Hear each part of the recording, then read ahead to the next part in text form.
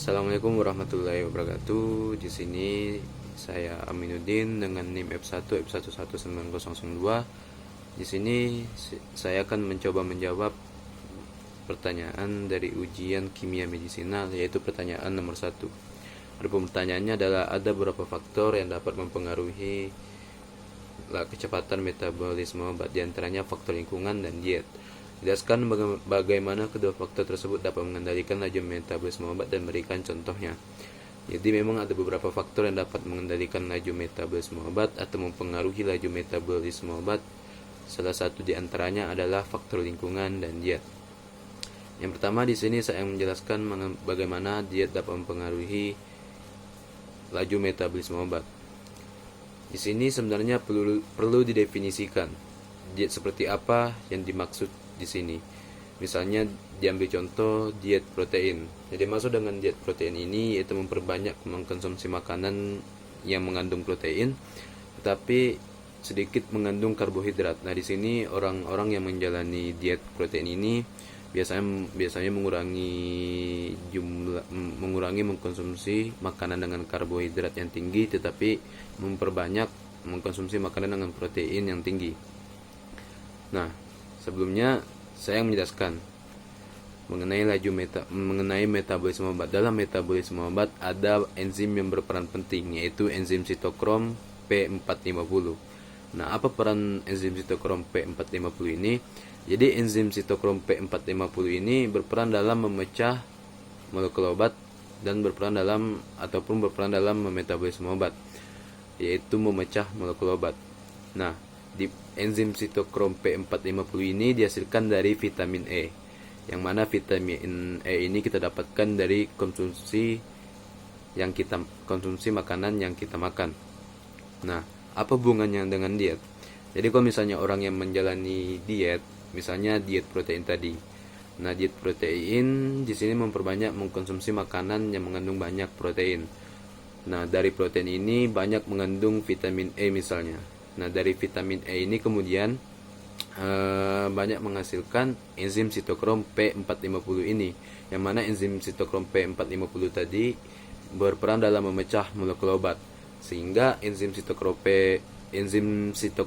P450 ini banyak diproduksi, banyak dihasilkan, sehingga enzim ini tercukupi untuk memetabolisme suatu obat, tercukupi untuk memecah molekul suatu obat dalam metabolisme obat, sehingga enzim ini tercukupi, laju metabolisme obat pun menjadi cepat karena enzim sitokrom P450 ini jumlahnya yang tercukupi ataupun jumlahnya yang banyak.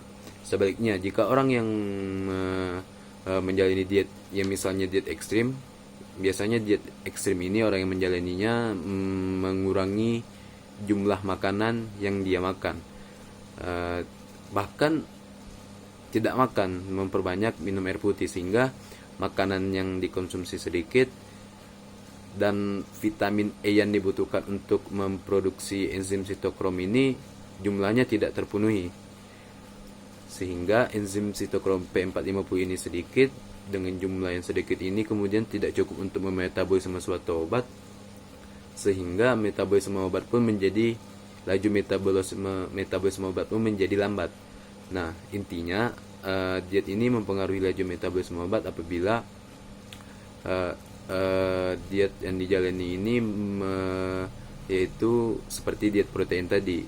Dengan diet protein tadi banyak mengkonsumsi makanan yang mengandung banyak vitamin E atau mengandung banyak protein. Vitamin E ini kemudian banyak memproduksi enzim sitokrom tadi, sehingga enzim sitokrom tadi ini menghasilkan dapat memetabolisme obat dengan cepat karena jumlahnya tadi yang banyak. Sebaliknya, jika diet yang dijalani ini diet ekstrim tadi, dengan mengurangi jumlah makanan yang dia makan, sehingga vitamin yang dibutuhkan untuk menghasilkan enzim sitokrom tadi tidak ada ataupun tidak terpenuhi ataupun jumlahnya sedikit, sehingga enzim sitokrom ini pun jumlahnya sedikit dan untuk memetabolisme suatu obat pun tidak terpenuhi, sehingga metabolisme obat menjadi lambat. Nah, itulah bagaimana diet dapat mempengaruhi laju metabolisme obat. Nah, contoh obat yang biasa yang di metabolisme oleh enzim sitokrom tadi, yaitu seperti paracetamol dan sebagainya. Selanjutnya adalah faktor lingkungan. Faktor lingkungan ini seperti stres, kemudian kebiasaan merokok dan sebagainya. Di sini saya akan membahas kebiasaan merokok. Nah, kebiasaan merokok ini akan menghasilkan suatu produk di dalam tubuh kita, yaitu yang disebut dengan PAHS ataupun polycyclic aromatic hydrocarbon. Yang mana PAHS ini kemudian menginduksi enzim sitokrom P450, yaitu CYP1A2. Dengan diinduksinya enzim sitokrom ini membuat obat menjadi substrat dari CYP1A2, hasil dari induksi enzim sitokrom P450 tadi. Dengan obat menjadi substrat CYP1A2, otomatis konsentrasi dari suatu obat berkurang dan laju metabolisme obat pun menjadi cepat. Dikarenakan beberapa obat menjadi substrat CYP1A2, enzim CYP1A2, dan juga ditambah dengan metabolisme dari enzim sitokrom P450, sehingga laju metabolisme obat pun menjadi cepat. Selain CYP1A2, dengan adanya PAHS ini membuat CYP2A6 juga terinduksi dari enzim P450 ini, dikarenakan penting untuk metabolisme nikotin yang dikonsumsi dari perokok tadi. Sehingga CYP2A6 ini dapat meningkatkan aktivitas enzim sitokrom P450 tadi. Dengan peningkatan aktivitas ataupun kinerja dari enzim P450 tadi, yang mana enzim ini berperan penting dalam memetabolisme obat, sehingga seperti tadi membuat laju metabolisme obat menjadi meningkat. Tetapi peningkatan ini dikarenakan obat menjadi substrat dari CYP2A6 tadi, sehingga kadar obat menurun, sehingga berkurangnya konsentrasi kadar obat, dan akibatnya pun efek farmakologis yang ingin dicapai tidak tercapai dikarenakan penurunan kadar obat tadi, sehingga tidak memberikan efek efikasi. Emang laju metabolisme obat di sini meningkat, tetapi peningkatan ini membuat kadar obat berkurang, imbasnya tidak menimbulkan efek farmakologis. Nah, adapun contohnya yaitu pada obat kafein. Karena akibat rokok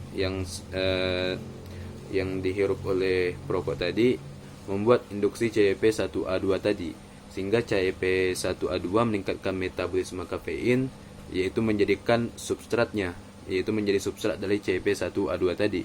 Dengan dijadikannya substratnya, membuat kadar konsentrasi kafein ini menurun, dan efek farmakologisnya pun tidak tercapai dikarenakan konsentrasinya menurun. Tetapi metabolismenya meningkat, dan dengan laju metabolisme meningkat tadi, tetapi tidak menimbulkan efek farmakologis dikarenakan kadar konsentrasi obat menurun tadi, yang dikarenakan obat menjadi substrat CYP1A2. Jadi intinya, dengan kebiasaan merokok ini menghasilkan PAHS, yang mana PAHS ini kemudian menginduksi enzim sitokrom P450, yaitu CYP1A2.